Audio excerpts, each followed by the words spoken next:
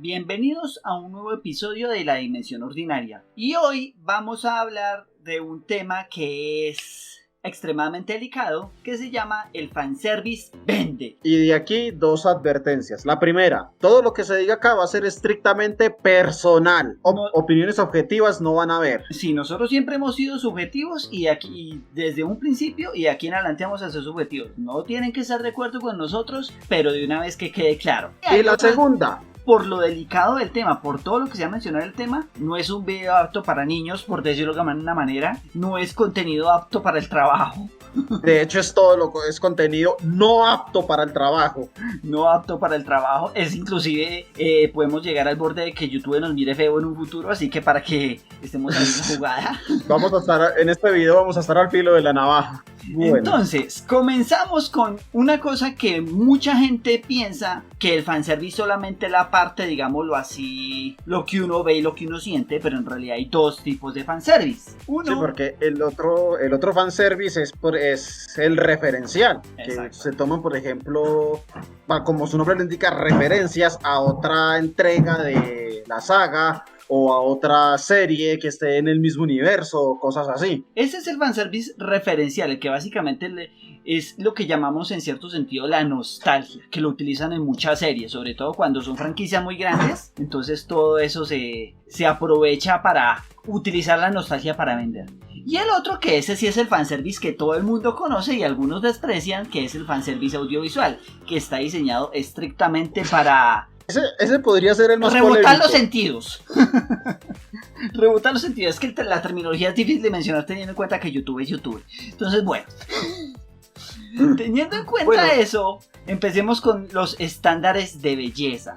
Que esto es un detalle aquí muy delicado. O sea, cambian de cultura en cultura, porque por ejemplo, cultura estadounidense no es sino ver los cómics, las series, cómo son los personajes. Por ejemplo, cómo es un personaje más occidental, como por ejemplo Superman. O sea, marcado, grandote, musculoso, pintoso. Musculoso, porque sí, hay que decir, Superman gruesa. Es pintoso. A ver. Sí, de voz gruesa, así que le dice a uno, no sé qué, toda la vuelta. Sí, o sea, otro ejemplo, Batman, por ejemplo, Batman es 3/4 de lo mismo. Es exactamente lo mismo. Obviamente hablar, por ejemplo, de He-Man y los maestros y los amos del universo, que ese es otro ejemplo más claro que un berraco. Bueno, y no solo con personajes masculinos, también lo hemos visto con personajes femeninos, como por ejemplo She-Ra, que She-Ra también era así marcada, o sin ir más lejos, Wonder Woman, la Mujer Maravilla, que siempre se veía así marcada, o sea, no tan musculosa como Superman, pero sí se le alcanzaban a ver los músculos. No, sí, pero también hay que tener en cuenta un detalle con los personajes femeninos, específicamente con los femeninos, que son los que más nos afectan cuando hablamos de fanservice. El estándar americano, cuando uno la muestra así marcado musculosa, la muestra muy voluptuosa. Eso sí. Demasiado voluptuosa. Hombre, lo hemos visto, por ejemplo, en otros personajes también del propio cómic de DC. Hay un personaje que es Canario Negro. ¿Cómo es Canario Negro? Canario Negro es voluptuosa.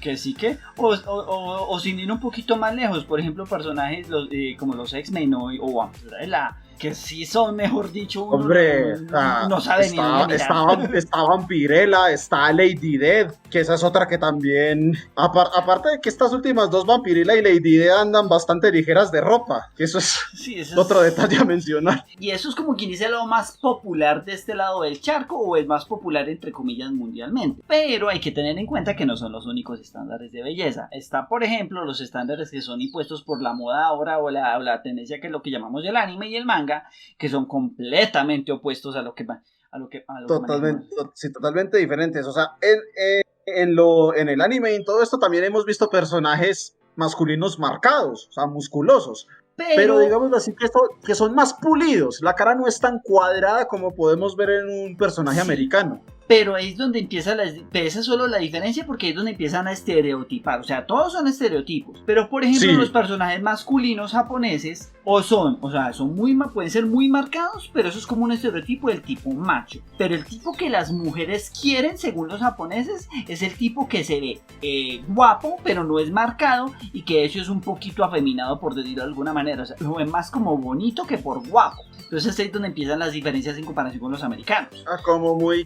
muy carebonito. Muy caribonito. Y el estándar femenino también va por ese lado. En vez de ser una cosa súper voluptuosa, súper exagerada con las 50.000 curvas, es una cosa, digamos así, entre comillas, más normalita, entre comillas, porque obviamente hay otras áreas que también exageran y dejémoslas por ahí aparte. Sí. Pero siempre tiran es más a lo más caribonito, más lo lindito, más lo tierno, por decirlo de alguna manera. Y solamente la parte visual, falta la parte del audio, que las voces también. Las voces son más, ¿cómo decirlo?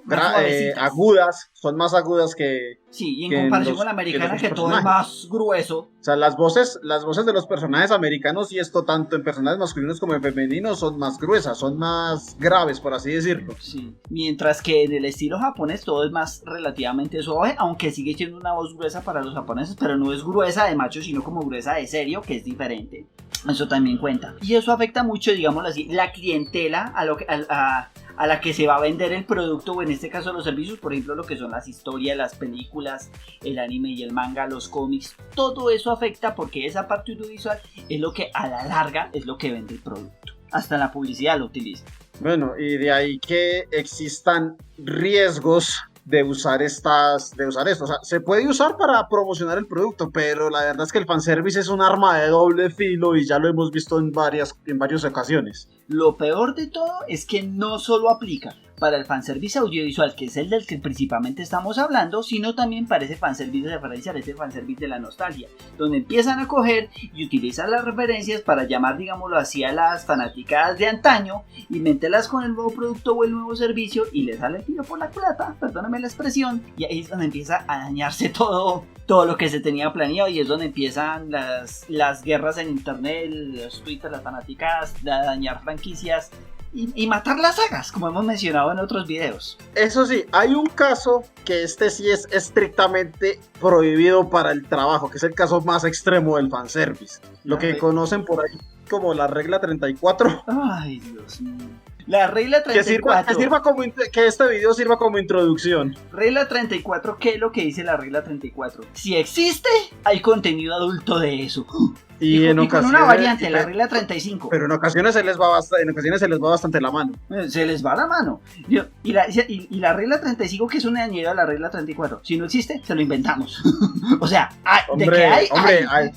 hay más. O sea, si nos ponemos a hablar del listado de reglas que hay...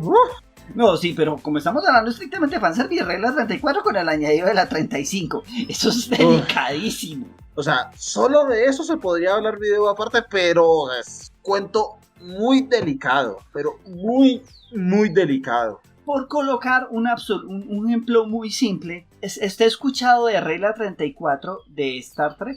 Más exactamente de Kirk. Hombre, o sea, no solo de eso, o sea de todo. Por eso, ya sabemos que en la serie original de Star Trek, Kirk es un mujeriego. Sí. Pero básicamente, gracias a regla 34, han hecho fanart y han hecho fanfiction de Kirk. Han hecho que Kirk haga y deshaga con cuanta mujer se le aparezca. Y se le desaparezca. O sea, exageraron una característica del personaje para volverlo como lo volvieron. Y eso pues que el personaje ya de por sí, por ser canon, porque ese, pues, el que era mujeriego, eso era canon. Es canon. Pero sí. Total.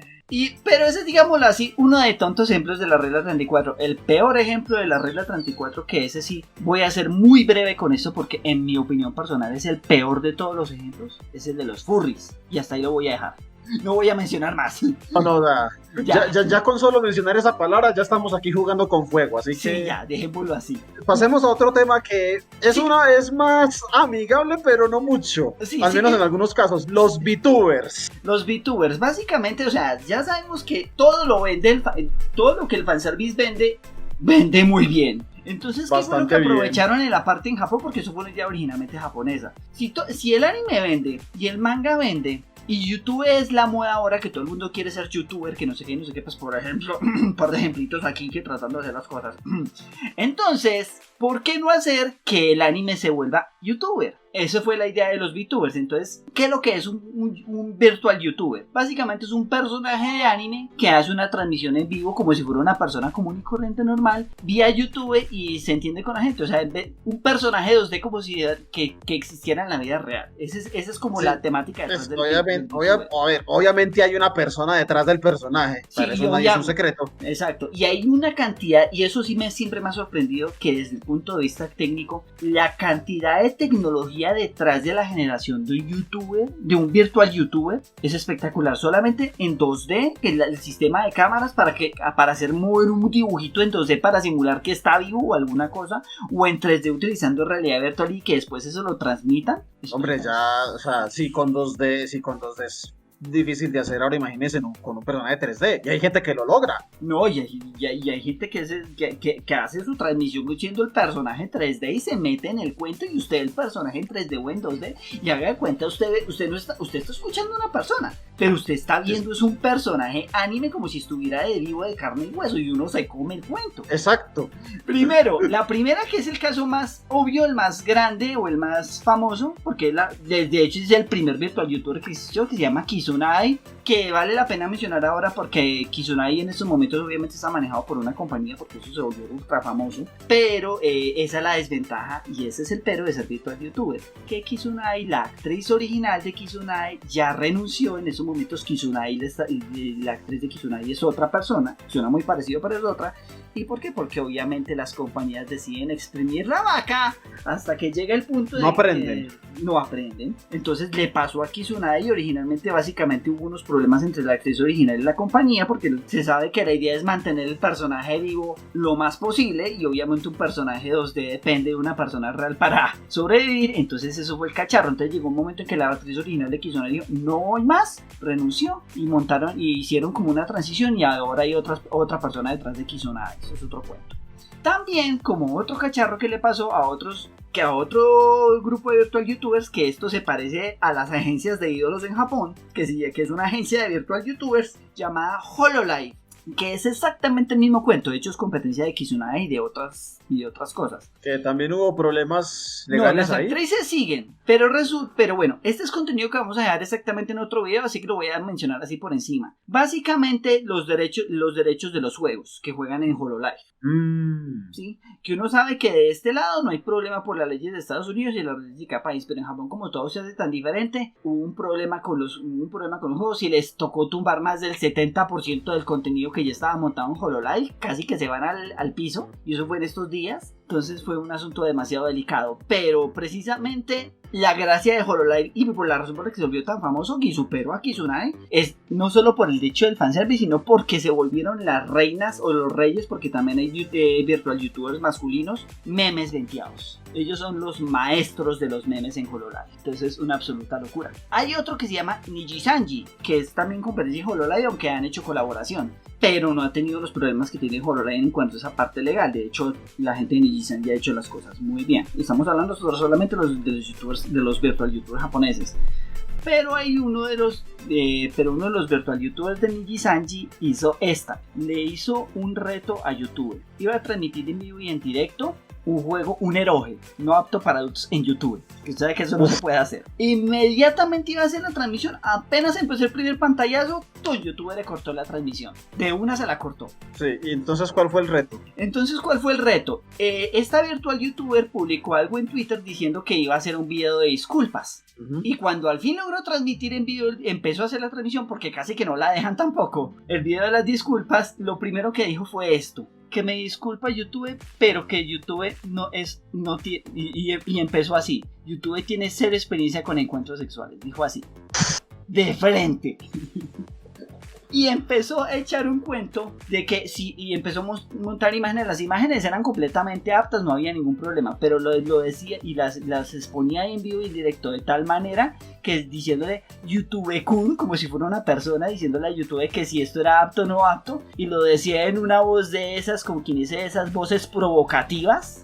Sí. Literalmente tentando a YouTube a decirle, bueno, ¿me va a cancelar esto? O seguimos, como quien dice, en vivo y en directo, y rastrillando los límites. Y eso fue una absoluta locura. Hombre, ¿Y por qué es ese cuento bastante chistoso? Porque obviamente las diferencias con la cultura japonesa, que ya vamos para esa parte. Esos son como los youtubers japoneses, los virtual youtubers japoneses. Hay otros como Iron Mouse y Silverdale, que son youtubers americanos, hablan en inglés, aunque Iron Mouse es de Puerto Rico y habla español. Básicamente si te va a insultar de frente.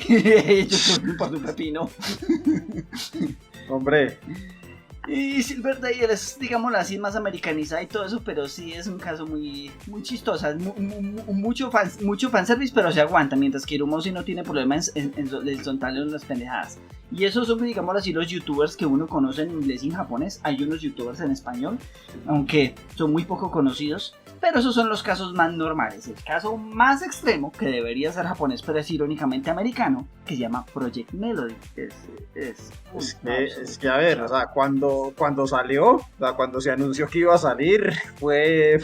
O sea, se armó una de las buenas. Se armó una de las buenas. Se los pongo en esos términos. Me tomé la molestia de hacer una investigación y porque es que de verdad, a pesar de lo explícito que es Project Melody, es bastante interesante la historia y el cuento es este. La idea o el personaje nació a mitad del año pasado, dando cuenta de Twitter y todo eso. Y de hecho ya cumplió un año, o sea, es más viejo de lo que uno parece. Y es un proyecto diseñado, es básicamente una virtual streamer, no exactamente virtual youtuber, sino virtual streamer, por decirlo suavecito, en 3D, pero aquí no es estrictamente fanservice, o sea, es contenido explícito y hace transmisión en vivo de contenido explícito. ¿Cuál es el contenido explícito? Project Melody es el contenido explícito. Entonces, no voy a decir el término porque YouTube nos mira más feo todavía. Pero básicamente lo que hace Project Melody es, uno la ve transmitir en Twitch y haga cuenta ver a cualquier otro virtual youtuber o virtual streamer. Uno piensa, no, es lo más tierno del planeta. Pero resulta que Twitch es solamente la plataforma secundaria en la que ella transmite. La plataforma primaria, voy a reducirla en términos llamados CB, que ese es el abreviativo de la plataforma primaria, no voy a mencionar el nombre completo, donde ella básicamente le compite a mujeres reales y a hombres reales haciendo transmisión para adultos en vivo. Hasta ahí voy a mencionar. Entonces uno jamás en la vida creería que semejante virtual streamer haya nacido de esa manera, porque, vuelvo, repito, la plataforma primaria es CB, la secundaria es Twitch. Entonces, para que vean el poder del fanservice tan grande, que ya inclusive virtual streamers que se dedican estrictamente al contenido adulto, y es un cacharro ridículo solamente darse cuenta de que eso existe. Sí, o sea, es algo jodido.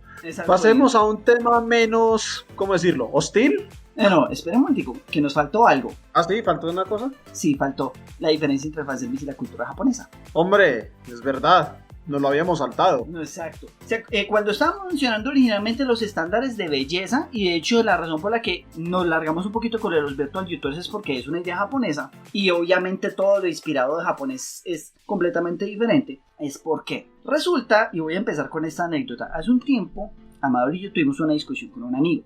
Y él nos estaba diciendo que el anime tiene sus buenas historias y todo eso, pero que últimamente se estaba contaminando porque le estaban metiendo demasiado fanservice. Entonces se estaban concentrando más en el fanservice que en la historia como tal que se quería contar. En Estados Unidos también pasa lo mismo, pero digamos así se resaltó mucho en Japón. Pero... Hombre, y es una persona que una de sus series favoritas es una serie que no sé si será su favorita, pero es una de las que más les gusta, que tiene bastante fanservice. El caso es que en esa discusión, este amigo de nosotros en realidad sí tiene un poquito de razón. No nos digamos mentiras. Sobre todo ahorita último. Sí, o sea, pero su parte de razón no se la quita a nadie. Sí, sobre todo ahorita último. Pero también hay que tener en cuenta que ahí es donde está la diferencia entre el fanservice americano o entre la moralidad americana y la moralidad japonesa, que resulta que obviamente como hay diferencias en estándares de belleza, hay diferencias también en cultura. Entonces lo que nosotros de este lado del charco consideramos tabú, para los japoneses es lo más normal del mundo. Incluso se puede dar el caso contrario. Exacto. Por eso es que a veces ese choque de culturas es tan absolutamente delicado, sobre todo a la hora de crear este fanservice que es el que vende. Entonces nos ha pasado el cacharro de que sí, dependiendo de que monte el fanservice por montar fanservice, a veces la serie las dañan, y tiene toda la razón aquí el amigo que estamos hablando. Y hay series que se han dañado solamente por fanservice, tanto en Japón como aquí de este lado, que de hecho vamos a hablar de eso ahorita más adelante. Pero en el caso específico de lo que es Japón, la razón por la que ellos le meten tanto fanservice a alguna cosa es porque hace parte de la cultura de ellos. Ellos crecen, y hablamos desde las épocas imperiales, desde la época de los samuráis y todo eso, que todo en Japón era completamente diferente. Entonces los tabúes que ellos manejan son completamente diferentes de los tabúes que nosotros manejamos. Para lo que nosotros es completamente inmencionable, para ellos es entre comillas normal, obviamente manteniendo ciertos límites. Entonces la cosa ha llegado hasta tal extremo que ahorita último, en estas últimas épocas que han tirado de ser un poquito más al borde de la navaja, como decía Amador ahorita, más extremos, llegar hasta esos bordes semi explícitos. Llegó una vez uno de los mangakas, uno de los editores de manga más famosos de Japón, que se llama Ken Akamatsu, que es el creador de una serie de anime y manga llamada Love Hina, que es uno de los clásicos de allá, y fue a hablar con el gobierno japonés. ¿Y qué fue lo que dijo? Tenemos que asegurarnos de que no nos censuren nada.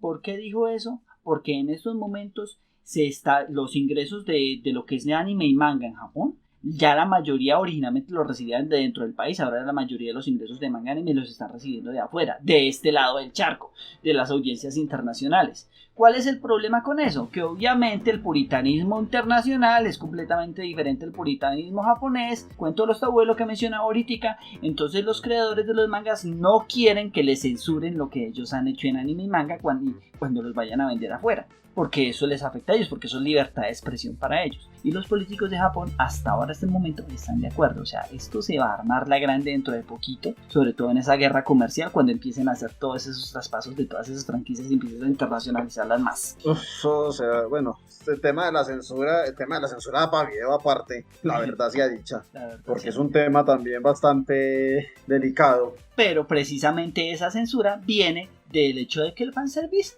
vende, y como el fanservice vende, entonces ahí es donde empieza uno a decir, bueno, a ver, ¿cuáles son los límites que vamos a poner? ¿Qué tanto vamos a mostrar? ¿Qué tanta referencia vamos a poner? ¿Qué tanta piel se puede montar? Bueno, ¿y quién va a poner los límites? Porque esa es otra. Ahí es donde están esos detalles tan absolutamente delicados.